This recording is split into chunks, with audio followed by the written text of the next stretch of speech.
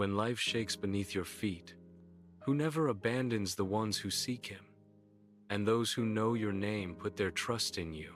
For you, O Lord, have not forsaken those who seek you. Psalm 9:10. There are days when the world feels heavier than your own thoughts can carry. Days when you wake up with a quiet dread, not because something tragic happened, but because everything feels 1 inch away from falling apart. You open your eyes, and before your feet even touch the floor, your heart is already tired. Your mind is already racing. Your strength is already thin. It's a strange kind of exhaustion, not the physical kind that rest can fix, but the emotional kind that feels woven into the soul. You look around your life and see responsibilities stacked like bricks, each one heavier than the last. Bills, relationships, news, work pressure, uncertain futures. Trying to be okay even when your inner world feels anything but okay. Millions across America live in this quiet heaviness. It's the heaviness of constantly pushing forward when the heart wants to slow down. It's the heaviness of pretending to be strong because you don't want to burden anyone. It's the heaviness of feeling like the world expects more than you have the ability to give. And into that heaviness, David writes a sentence that becomes an anchor in the chaos. Those who know your name put their trust in you. Notice what he doesn't say.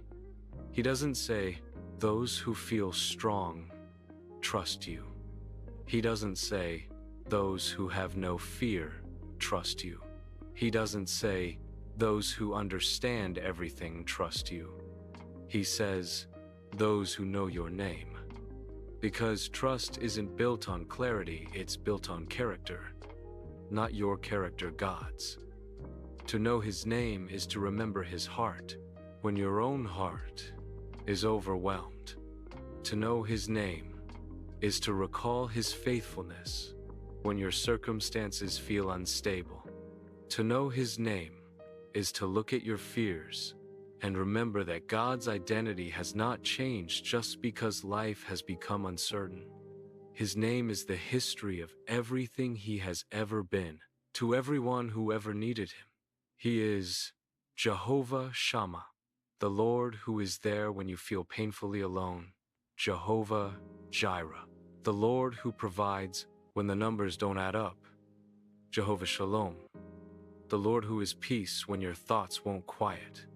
El Roy, the God who sees you when you feel invisible in your own story.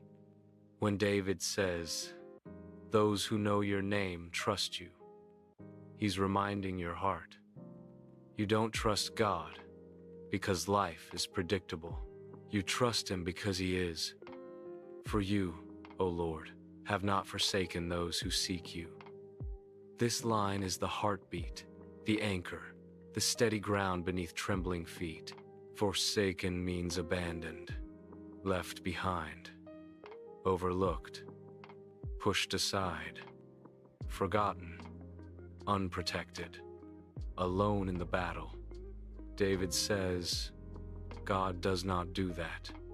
Not to the anxious, not to the overwhelmed, not to the exhausted, not to the ones holding on by a single thread.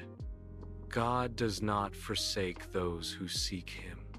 Not when you question him, not when you doubt yourself, not when you feel spiritually weak, not when your prayers feel small, not when you barely have the energy to whisper his name. Seeking God is not about volume, it's about direction. It's not about confidence, it's about honesty. It's not about perfect faith. It's about turning your tired heart toward the one who never turns away. God hears seekers, not performers. He welcomes the trembling, not just the triumphant. He does not forsake you, not in the confusion, not in the fog, not in the nights when your mind runs circles and your heart feels paper thin. America needs this truth now more than ever. A whole nation is quietly asking, God, am I unseen? Am I forgotten? Am I left to handle this alone? People fear collapse, financial collapse, emotional collapse, family collapse, spiritual collapse. People fear silence the fear that maybe heaven won't answer this time. People fear the unknown of future that feels more unstable with every passing month. Psalm 9:10 speaks directly into this collective ache. God does not forsake the one who seeks him. He does not forsake the mother holding her home together. He does not forsake the father who feels the pressure of providing in an unstable world. He does not forsake the young person fighting loneliness in a digital crowd. He does not forsake the believer struggling with quiet doubts in the middle of the night. You are not forsaken. Not emotionally, not spiritually, not practically, not eternally. God's presence does not shrink when your fear grows louder. God's nearness does not fade when your strength weakens. God's faithfulness does not pause when your heart feels fragile. He stays, He holds, He protects, He answers. He does not walk away from the ones who seek Him, even when they seek Him with trembling hands. So tonight, seek Him honestly, not with perfection, not with spiritual intensity, with honesty. Seek Him with the part of you that feels worn out. Seek Him with the part of you that's afraid to hope again. Seek Him with the part you only show to God because no one else would understand. Whisper it softly, slowly, like a confession and a homecoming all at once. Lord, I seek you. Then let this truth steady your breathing and calm your heart.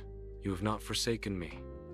Say it again, not because God forgot, but because your soul needs to hear it. You will not forsake me. Not in the fear, not in the waiting, not in the uncertainty, not in the weariness, not in the future that feels unclear. You are held by a God whose faithfulness does not crack under pressure. Tonight, rest in the presence of the God who has never abandoned a seeking heart. Amen.